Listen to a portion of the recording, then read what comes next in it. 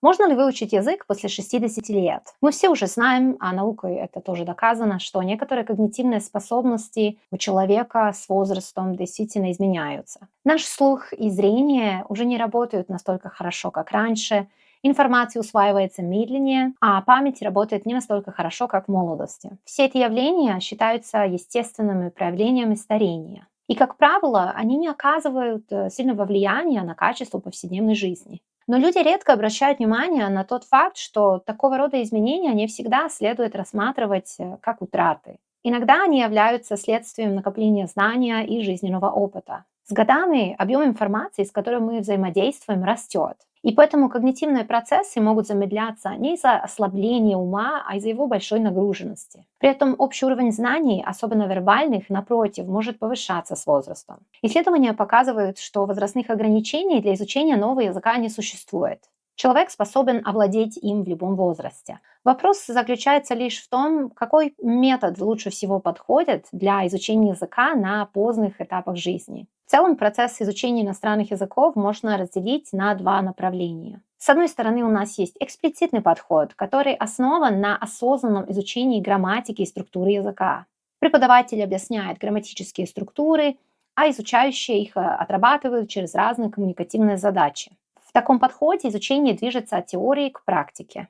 Иногда, наоборот, изучающие самостоятельно выводят правила, и они в таком случае двигаются от конкретных примеров к обобщениям. С другой стороны, у нас есть имплицитный, такой неявный метод изучения.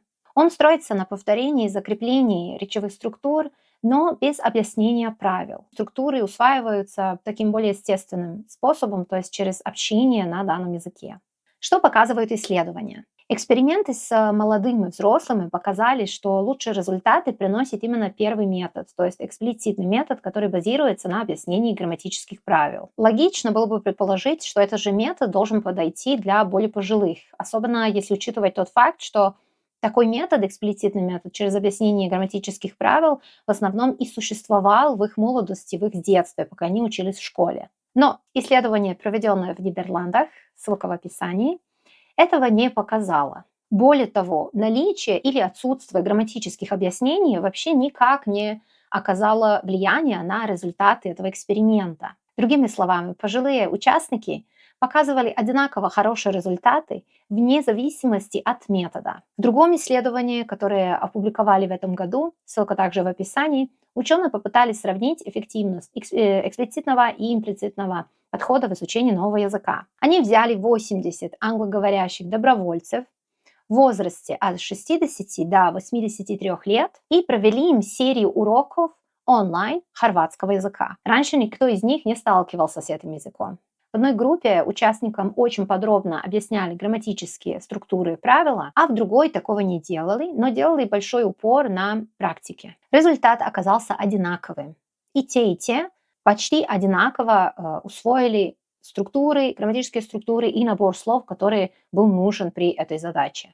Это свидетельствует о том, что пожилые люди, скорее всего, могут самостоятельно под себя выбирать и формировать стратегии усвоения материала вне зависимости от метода, который преподаватели используют при обучении. Есть еще такой вопрос: какая роль когнитивных и личностных факторов во всей этой ситуации? Ученые также про это думали. Они также исследовали влияние когнитивных способностей, восприятия, самооценки и социального положения.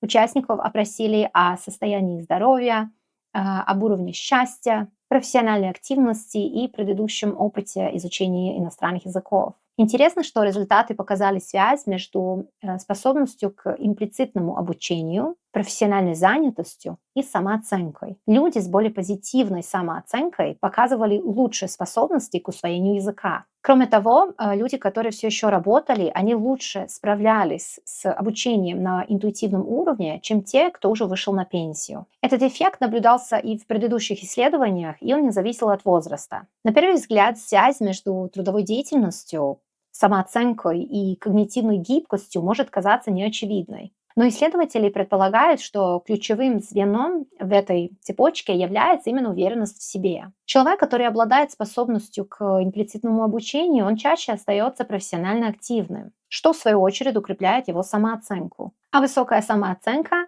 способствует продолжению вовлечения в деятельность, которая сама по себе требует адаптации и обучения на практике. Так и формируется такого рода цикл, можно сказать, в котором активность и уверенность как будто усиливают друг друга. В итоге, в совокупности результаты исследования показывают, что пожилые люди способны изучать иностранные языки и получать хорошие результаты вне зависимости от метода изучения. Это опять меня возвращает к той мысли, то, о чем я постоянно говорю, что самое главное в изучении языков — это понять, как именно вам лучше это делать, то есть какой именно метод усвоения знаний вам лучше всего подходит. Возраст сам по себе не является препятствием для освоения новых языков. Богатый жизненный опыт, накопленность знаний в течение жизни и уверенность в себе могут стать очень хорошей основой для успешного и осмысленного изучения языка в любом возрасте.